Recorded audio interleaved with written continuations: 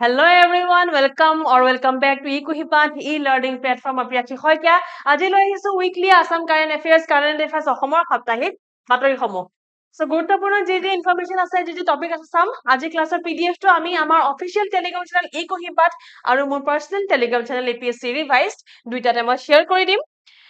আৰু আজি পাঁচটা টপিক আছে তেনে চৌ টপিক হয় বেছি দীঘলীয়া ক্লাছ নহব টপিক এটা চাই লওঁ এবাৰ প্ৰথমতে লিখা আছে 24 million year old fossilized kewra leaves in Assam right 24 million year old Assam's rank in investment friendliness index অসমে ৰেংকিং পাইছে 14 number Tiwa language feature film Sio Fran 4 নম্বৰত আছে আসামিজ ফিচাৰ ফিল্ম ৰদৰ পাখি আৰু 5 নম্বৰত এইটো আটাইতকৈ ইম্পৰ্টেন্ট নিউজ হয় আজি Lovlina Borgohain has secured India's first medal at the Commonwealth Games. So প্ৰথম নিউজটোলৈ আগবাঢ়ো 24 million year old Kevra fossil leaves discovered in Assam reveal ancient tropical forest. এটা সময়ত যে আমাৰ ইয়াত ancient প্ৰাচীন এটা tropical forest যে আছিলে ৰিভিল কৰে এই পাৰ্টিকুলাৰ কেভৰা লিভছৰ যোনটো ফসিল পোৱা গৈছে তো সাইন্টিস্টে 24 মিলিয়ন years old 26 কোটি বছৰ পুৰণা ফসিলাইজ কেভৰা বা পেন্ডানাস লিভছ পাইছে অসমৰ মাকুম কোলফিল্ডত অসমৰ মাকুমৰ তিনিচুকীয়া মাকুম কোলফিল্ডত পাইছে revealing that the aromatic plant predates human civilization মানে হিউম্যান সিভিলাইজেশন আৰম্ভ হোৱাৰ আগৰ পৰাই ইয়াত সেই গছজোপা আছিলে যি আমি পঢ়িছো পুৰণি কেতেকী বা কেভৰা কিছুমান জায়গাত কেতেকী বুলি পাইছিলো বাট আমি শিওৰ যে কেতেকী হয় কিন্তু কেভৰা বুলি কোৱা হৈছে হেতু শিওৰ আৰু হিউম্যান সিভিলাইজেশনৰ আগৰ হয় মানৱ সভ্যতাৰ আগৰ হয় আৰু হিমালয়তকৈও পুৰণা হয় ঠিক আছে হিউম্যান সিভিলাইজেশন আৰু হিমালয়তকৈও পুৰণা হয় এই kewra leaves researchers from the Birbal Sahni institute of palaeosciences in Lucknow made the historic find পৰীক্ষাৰ কাৰণে এইটো ইমান ইম্পৰ্টেন্ট নহয় মই জাষ্ট কথাটো জনাই থৈছো ইয়াতে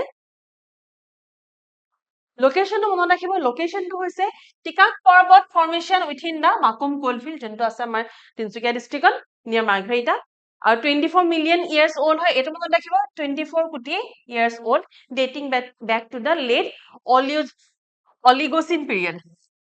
অলিগোসিন পিৰিয়ড বা এপক ইভলিউশনাৰী টাইমলাইনটো দিয়া আছে it proves that the Pandanaceae family lineage has thrived on Indian subcontinent for millions of years. So Pandanaceae family গছৰ প্ৰকৃতিৰ এটা গছ বিধৰ ফ্যামিলি হয় ধৰক যেনেকৈ আমাৰ এনিমেল ফ্যামিলি আছে তেনেকৈ প্লান্ট ফ্যামিলি আছে সো Pandanaceae এটা প্লান্ট ফ্যামিলি হয় আৰু এটো বহুত পুৰণা হয় হেতু প্ৰুভ হৈছে ইয়াৰ পৰাই So that was the news, small news. Then another, Assam tops Northeast in India's investment friendliness index ranks 14 nationally.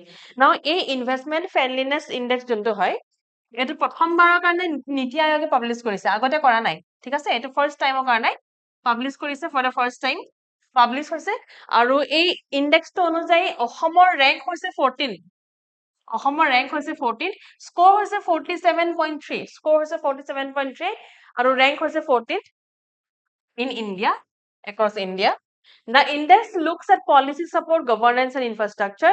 National rank to 14 গম পালে আৰু regional rank to হৈছে first মানে নৰ্থ ইষ্টৰ ভিতৰত অসমৰ ৰেংকিং হৈছে 1 নম্বৰ আৰু যদি হিলি and north eastern states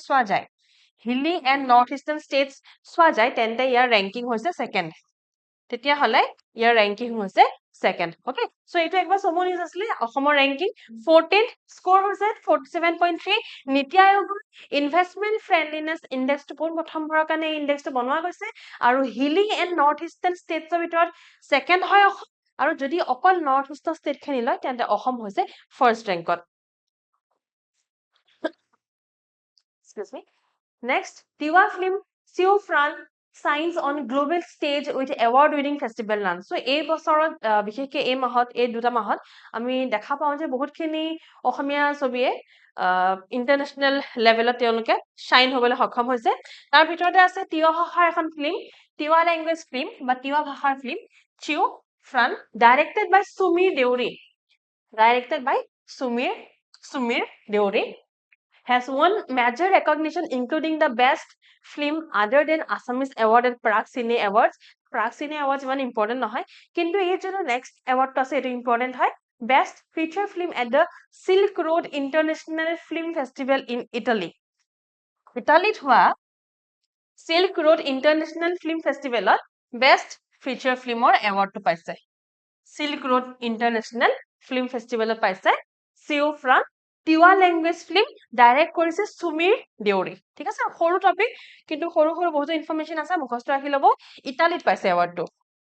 Next, Assamese cinema shines as Rodor Pakhi wins Moscow Jury Honor. So again, এখন অসমীয়া cinema, Dr. Bobby Sharma Boruar cinema হয়, তেখেতে direct কৰা Assamese feature film Rodor Pakhi. Rodor Pakhi won the jury special mention Super Mama Award at the International Film Festival made by women in Moscow in July 2026. ঠিক আছে, July মাহত পাইছে ৰদৰ পাখি, direct কৰিছে doctor Bobby Sharma Barua, আৰু এৱাৰ্ডটো কি হয় super mama award at the international film festival made by women in মস্কোত পাইছে। অকে, দেন এইটো শেষৰটো বাটৰ আজি ক্লাছটো একেবাৰে চমু আছিলে, টপিক কেইটা বহুত বেছি চমু আছিলে। Once again, Assam's Lavlina Borgohain secures India's first Commonwealth Games medal, advances to boxing semi-finals. ইয়াৰ পাছত বেলেগ সংখ্যক লোকো পাইছে, যেনেকে আমাৰ নৰ্থ ইষ্টৰ এখন মীৰাবাই চানুৱে পাইছে, right? So Indian boxer Lavlina Borgohain has secured India's first medal at the Commonwealth Games after receiving a direct entry into the semi-finals. Of the women's 75 kg event. 75 kg ইভেন্টত পাইছে, assuring herself at least a bronze medal. অন্তত তেখেতে bronze medal পাব, সেইটো assured হৈছে।